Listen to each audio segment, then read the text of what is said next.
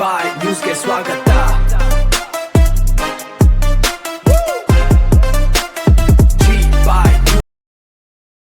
ಇದು ಬಹಳ ಅವಶ್ಯಕತೆ ಇದ್ದಿದ್ದ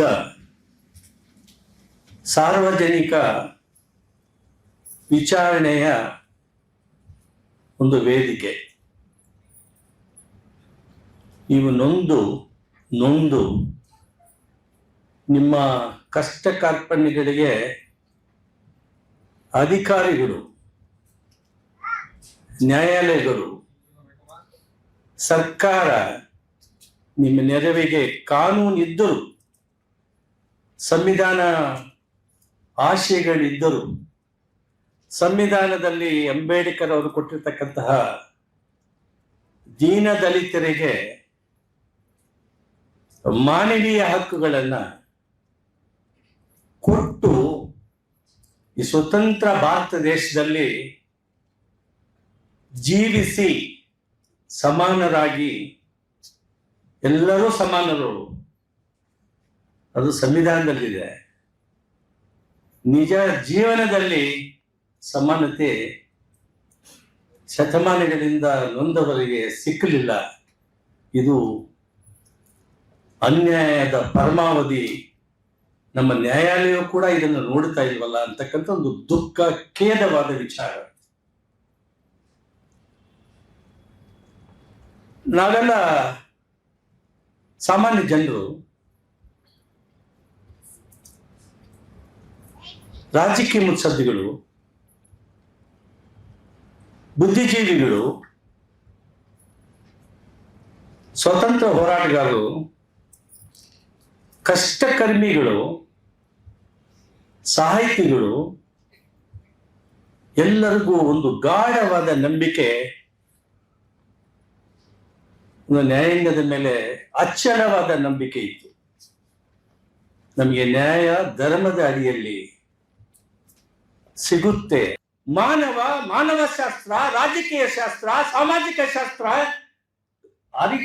ಕರಗಿಸಿಕೊಂಡು ಜೀರ್ಣ ಮಾಡಿಕೊಂಡು ಜನರ ಸಮಸ್ಯೆಗಳಿಗೆ ಸ್ಪಂದಿಸತಕ್ಕಂತಹ ಬುದ್ಧಿಜೀವಿಗಳು IAS, IAS ಆಫೀಸರ್ ಅಂತ ನಾವು ಆಡಳಿತದಲ್ಲಿ ಅವ್ರು ಇಟ್ಕೊಂಡಿರೋದು. ಅದೇ ರೀತಿ ರಾಜಕೀಯ ಪ್ರತಿನಿಧಿಗ ಚುನಾಯಿಸುವುದು ಹೇಗೆ? ಇದು ಬೇರೆ ಮಾರ್ಕೆಟ್ ಆಗೋಗ್ಬಿಟ್ಟಿದೆ, ಇವಾಗ ಸರಕಾಗೋಗ್ಬಿಟ್ಟಿದೆ. ನಿಮ್ಮ ಹಕ್ಕು ಹಣ ಕೊಟ್ರೆ, ಸಾರಾಯಿ ಕೊಟ್ರೆ, ಒಡನೆ ಕೊಟ್ರೆ ನಿಮ್ಮ ಹಕ್ಕನ್ನು ಮಾಡ್ಕೊಳ್ತಿದ್ದೀರಿ. ನೀವು ನಿಮ್ಮನ್ನ ಪ್ರಶ್ನಿಸ್ತಕ್ಕಂಥ ಜನ ವಿಧಾನಸಭೆಯಲ್ಲಿ ಇದ್ದಾರ? ರಿಸರ್ವೇಶನ್ ಅಲ್ಲಿ ಹೋಗಿರ್ತಕ್ಕಂಥವ್ರು ನಿಮ್ಮ ಬಗ್ಗೆ ಕಾಳಜಿ ಇದೆಯಾ?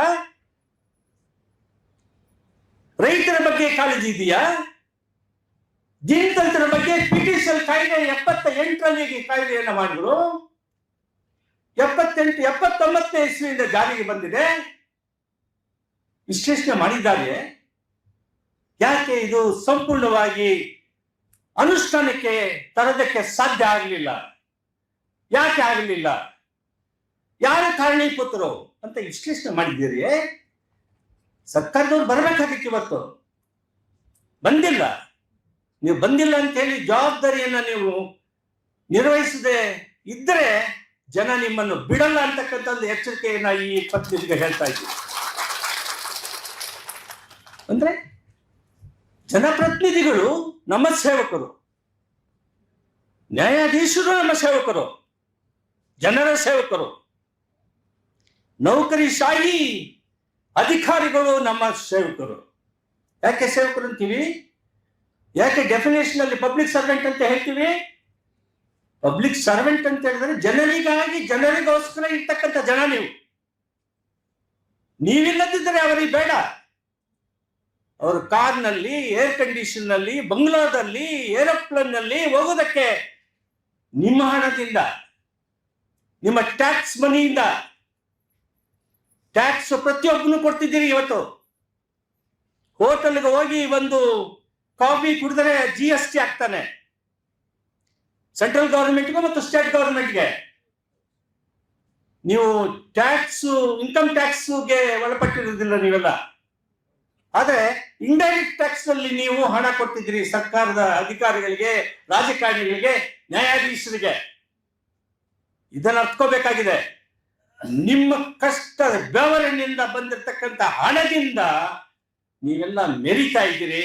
ಅವನ್ನ ಮರೆತು ಬಿಟ್ಟು ನ್ಯಾಯ ಧರ್ಮವಿಲ್ಲದೆ ನ್ಯಾಯ ತೀರ್ಪುಗಳನ್ನು ನೀಡ್ತಿದ್ದೀರಿ.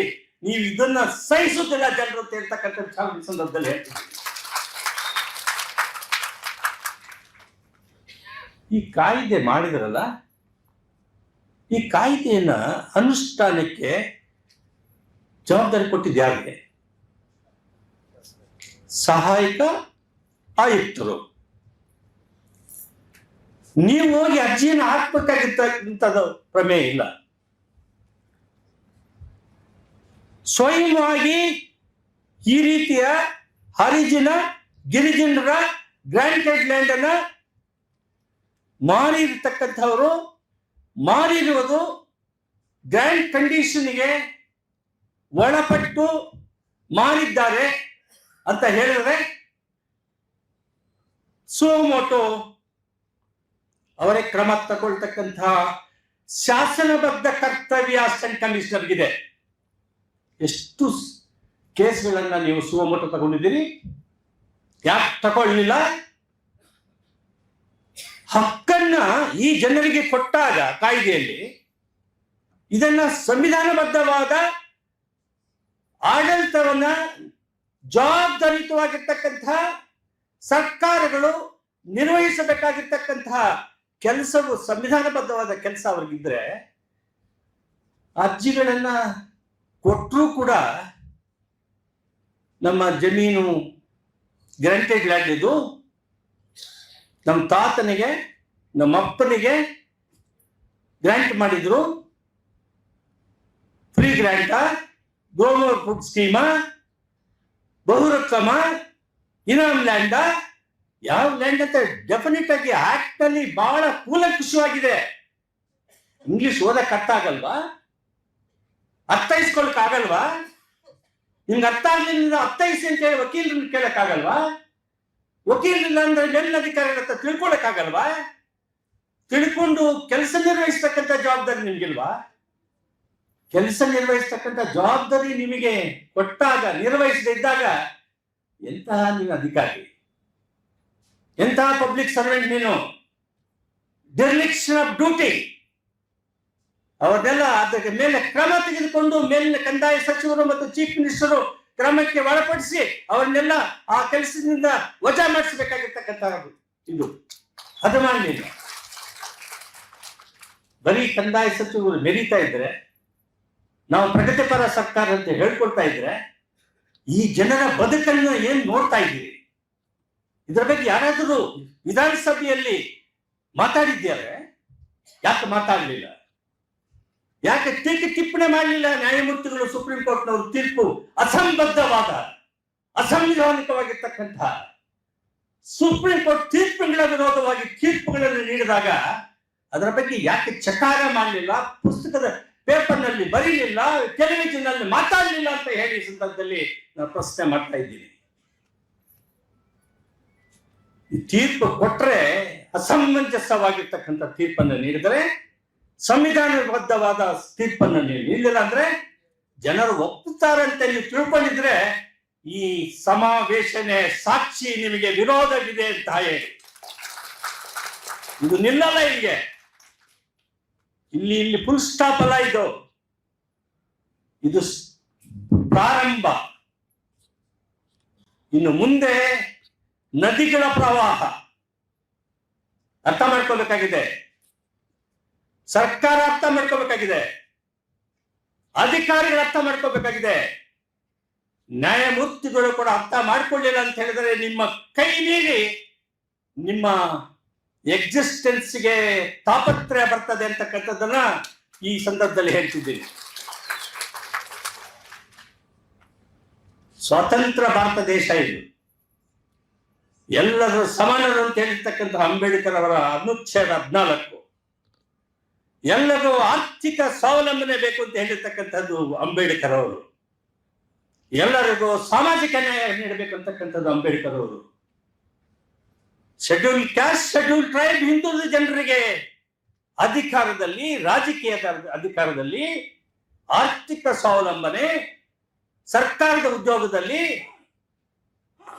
ನ್ಯಾಯಾಲಯದಲ್ಲಿ ನ್ಯಾಯಾಧೀಶರನ್ನು ಕೂಡ ನೇಮಕ ಮಾಡ್ತಕ್ಕಂಥದ್ದು, ಈ ಜನರನ್ನ ಪ್ರಶ್ನಿಸ್ತಕ್ಕಂಥ ಆ ವಕೀಲರನ್ನ ನ್ಯಾಯಾಧೀಶರನ್ನಾಗಿ ಮಾಡಬೇಕು ಅಂತಕ್ಕಂಥ ಗಾಢವಾದ ಜವಾಬ್ದಾರಿ ಸಂವಿಧಾನದಲ್ಲಿದೆ ಅಂತಕ್ಕಂಥ ವಿಚಾರನ ಅವ್ರು ಅರ್ಥ ಮಾಡ್ಕೋಬೇಕಾಗಿದೆ. ದುರಂತ ಈ ದೇಶದ್ದು. ನಿಮ್ಮನ್ನ ಪ್ರಶ್ನಿಸ್ತಕ್ಕಂಥ ಜನರು ನಿಮ್ಮನ್ನ ಬರ್ತಿ ಬಿಡ್ತಾರೆ. ಗುಡಿಸಲುಗಳಲ್ಲಿ ದೀಪವಿಲ್ಲದೆ, ಶೌಚಾಲಯಗಳಿಲ್ಲದೆ, ಬೆಳಕಿಲ್ಲದೆ, ಕುಡಿಯುವ ನೀರಿಲ್ಲದೆ ವಾಸ ಮಾಡ್ತಕ್ಕಂತಹ ಜನರ ಸಂಕಷ್ಟಗಳನ್ನು ಅರ್ಥ ಮಾಡ್ಕೊಳ್ತಾ ಇರ್ತಕ್ಕಂಥ ರಾಜಕಾರಣಿ, ರಾಜಕೀಯ ಪಕ್ಷಗಳು, ಸರ್ಕಾರಗಳು ಎಂತಹ ಸರ್ಕಾರ? ಇದನ್ನ ಅರ್ಥ ಮಾಡಿಕೊಳ್ಳದೆ ಇರ್ತಕ್ಕಂಥ ಎಂತ ನ್ಯಾಯಾಂಗ? ಅದ ನ್ಯಾಯಾಂಗ ಅನ್ಬೇಕೆ? ನ್ಯಾಯ ತೀರ್ಪುಗಳು ಧರ್ಮದಾದಿಯಲ್ಲಿ ನಡೀತಿದೆಯೇ?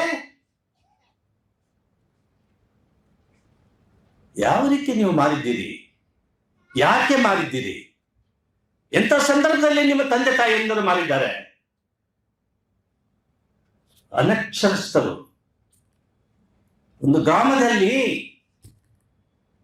ಹರಿಜನ ಗಿರಿಜನ ಕೇರಿಯಲ್ಲಿ ಒಬ್ಬ ದೊಡ್ಡ ಮನುಷ್ಯ ಇವಾಗ ಓಟಿಗೆ ಕೇಳಕ್ಕೆ ಹೋಗ್ತಾರೆ. ಅವರ ಮನೆಯಲ್ಲಿ ಕೂತ್ಕೊಂಡು ಅವರ ಸಂಕಷ್ಟಗಳನ್ನು ಕೇಳ್ತಕ್ಕಂತಹ ಮನೋಭಾವನೆ ನಿಮಗಿದೆಯಾ? ಅವ್ರ ಜನರಲ್ವಾ? ಮನುಷ್ಯರಲ್ವಾ? ಅವರು ಮಾರಿರುವುದು 100 ರೂಪಾಯಿಗೆ, 50 ರೂಪಾಯಿಗೆ ಆ ಜಮೀನು. ಆದ್ದರಿಂದ ಯಾವುದೋ ಕಾಲದಲ್ಲಿ ತಾತ ಮುತ್ತಾಂದ್ರು ಮಾರಿರ್ತಕ್ಕಂತಹ ಜಮೀನನ್ನ ನೀವು ವಾಪಸ್ ಪಡೆಯಬಹುದು ಅಂತ ಹೇಳಿ ಶಾಸನವನ್ನ ಮಾಡಿದ್ದಾರೆ. ಶಾಸನವನ್ನ ಮಾಡಿದಾಗ ಬಹಳ ಸ್ಪಷ್ಟವಾಗಿ ಎಲ್ಲ ಕಲಮಗಳು ಭೂಮಿ ಗ್ರಾಂಟ್ ಅಂದ್ರೆ ಏನು ಅಂತ ಹೇಳಿದ್ದಾರೆ. ಗ್ರಾಂಟೆಡ್ ಲ್ಯಾಂಡ್ ಅಂದ್ರೆ ಏನು ಹೇಳಿದ್ದಾರೆ.